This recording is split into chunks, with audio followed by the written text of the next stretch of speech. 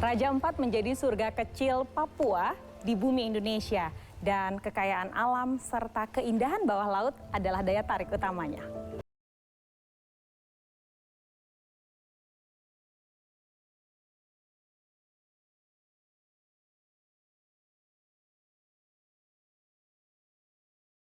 Seluruh Indonesia, tapi salah satu spot terbaik untuk menyelam ada di Raja Ampat.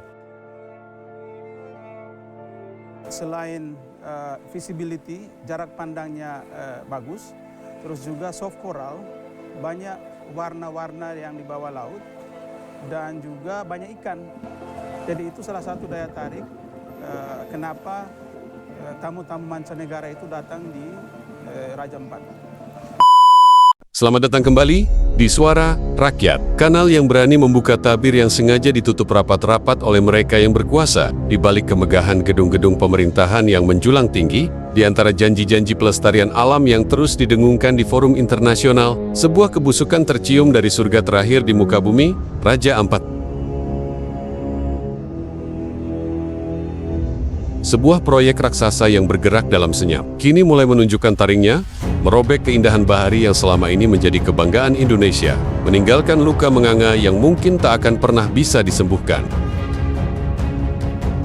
Informasi yang kami kumpulkan dari sumber-sumber terpercaya di lapangan, dari nelayan yang kehilangan mata pencahariannya, hingga bisikan dari lorong-lorong kekuasaan, semuanya menunjuk pada satu kenyataan pahit, ada pengkhianatan besar yang sedang terjadi.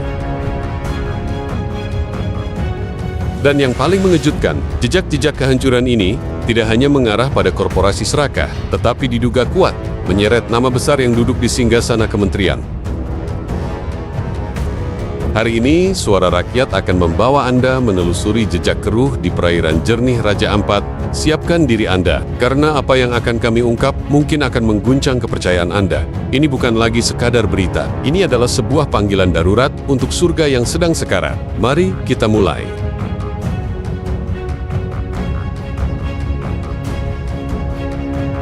Sebelum kita menyelam ke dalam keruhnya intrik kekuasaan, mari kita sejenak mengingat kembali anugerah tak ternilai yang kita bicarakan.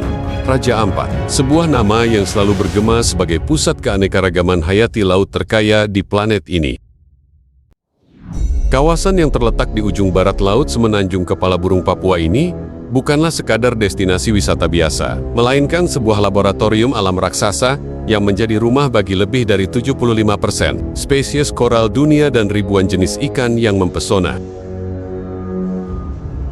Para ilmuwan dari seluruh penjuru dunia telah lama menahbiskan Raja Ampat sebagai harapan terakhir bagi keberlangsungan ekosistem laut global, menjadikannya benteng pertahanan di tengah ancaman perubahan iklim yang semakin nyata dan destruktif.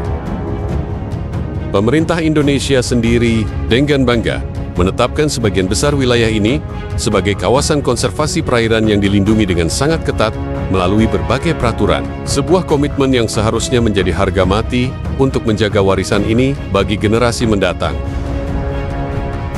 Namun, ironisnya, di atas kertas perlindungan yang begitu agung itulah, sebuah rencana eksploitasi yang kejam justru dirancang dengan sangat sistematis, seolah sengaja menargetkan jantung dari surga itu sendiri untuk dihancurkan tanpa sisa. Semua bermula sekitar 7 tahun lalu, ketika sebuah perusahaan dengan nama yang terdengar asing, PT Gek Nikel, mendapatkan izin operasi produksi dari Kementerian ASDM secara terbuka mendapatkan izin usaha pertambangan atau UP di salah satu pulau yang berbatasan langsung dengan zona inti konservasi. Proyek ini, yang dalam dokumen resminya disebut sebagai penambangan nikel, mineral yang menjadi primadona di era kendaraan listrik, sejak awal sudah diselimuti oleh berbagai kejanggalan yang sangat mencurigakan bagi siapapun yang mau melihat lebih dekat.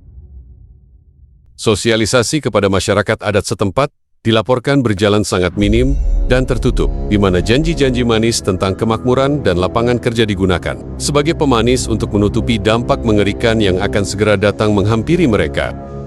Sumber kami di lapangan menceritakan bagaimana pertemuan-pertemuan seringkali dilakukan hanya dengan segelintir elit, mengabaikan suara mayoritas masyarakat yang hidupnya bergantung sepenuhnya pada kesehatan laut dan terumbu karang di sekitar mereka. Aktivitas pembukaan lahan pun dimulai dengan sangat cepat dan brutal, menebangi hutan-hutan di pesisir yang berfungsi sebagai penahan alami, lalu mengeruk tanah yang kaya akan nikel tanpa mengindahkan analisis mengenai dampak lingkungan atau AMDAL yang semestinya menjadi pedoman utama.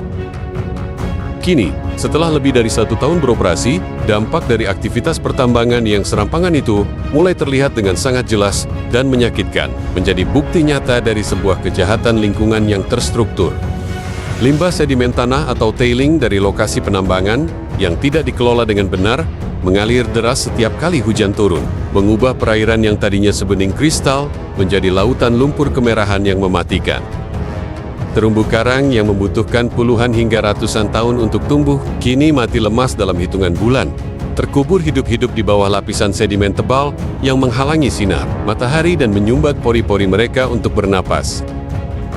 Ekosistem yang begitu kompleks dan rapuh itu kini berada di ambang kehancuran total, di mana hilangnya terumbu karang akan memicu efek domino yang mengerikan, mulai dari hilangnya populasi ikan hingga meningkatnya abrasi pantai yang mengancam pemukiman warga. Ini bukanlah sebuah bencana alam yang tak terduga, melainkan sebuah kehancuran yang diciptakan secara sadar oleh tangan-tangan manusia yang didorong oleh keserakahan tanpa batas, mengorbankan masa depan ribuan orang demi keuntungan sesaat. Pertanyaannya sekarang, siapa yang memiliki kekuatan begitu besar untuk memungkinkan proyek perusak ini berjalan mulus di kawasan yang seharusnya paling dilindungi di Indonesia? Namun, yang menarik perhatian kami adalah nama-nama yang duduk di jajaran Dewan Komisaris dan direksi perusahaan tersebut, di mana beberapa di antaranya memiliki rekam jejak sebagai tim sukses dalam kontestasi politik beberapa tahun lalu dan memiliki kedekatan dengan lingkaran kekuasaan. Ini adalah sebuah pola konflik kepentingan yang sangat busuk dan terang-terangan, di mana jabatan publik diduga telah disalahgunakan secara brutal untuk memperkaya keluarga dan kroni, dengan mengorbankan aset paling berharga milik bangsa. Di tengah keputusasaan, perlawanan dari masyarakat sipil dan para pejuang lingkungan terus menyala, menjadi satu-satunya harapan yang tersisa untuk menyelamatkan Raja Ampat dari kehancuran yang lebih parah. Kelompok-kelompok masyarakat adat telah berulang kali mengirimkan surat protes kepada pemerintah daerah dan pusat, menggelar ritual adat untuk menolak kehadiran tambang. Namun suara mereka seolah tenggelam dan tak pernah didengar oleh para pengambil keputusan. Para aktivis dari berbagai LSM lingkungan tanpa lelah terus mengumpulkan bukti-bukti kerusakan, menyusun laporan, dan mencoba membawa kasus ini ke ranah hukum, meskipun mereka harus berhadapan dengan tembok kekuasaan yang begitu tebal dan kokoh. Perjuangan mereka adalah perjuangan kita semua, sebuah pertaruhan antara masa depan ekologis bangsa melawan kekuatan oligarki yang telah mencengkeram erat sumber daya alam kita.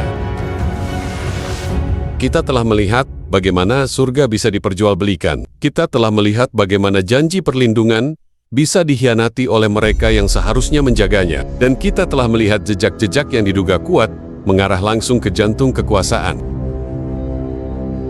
Pertanyaan yang tersisa untuk kita semua adalah, sampai kapan kita akan membiarkan ini terjadi? Sampai kapan kita hanya menjadi penonton dari penghancuran warisan anak cucu kita? Keterlibatan seorang menteri yang kami sinyalir dalam skandal ini, jika terbukti benar, adalah sebuah pengkhianatan tertinggi terhadap amanat rakyat dan sumpahnya untuk menjaga setiap jengkal wilayah negeri ini. Suara rakyat tidak akan berhenti di sini. Kami akan terus mengawal kasus ini, tapi kami tidak bisa berjuang sendirian. Bagikan video ini seluas-luasnya, buat isu ini menjadi perbincangan nasional. Tanyakan kepada wakil rakyat Anda, tanyakan kepada pemerintah, mengapa mereka diam 1000 bahasa melihat Raja Ampat diobrak-abrik?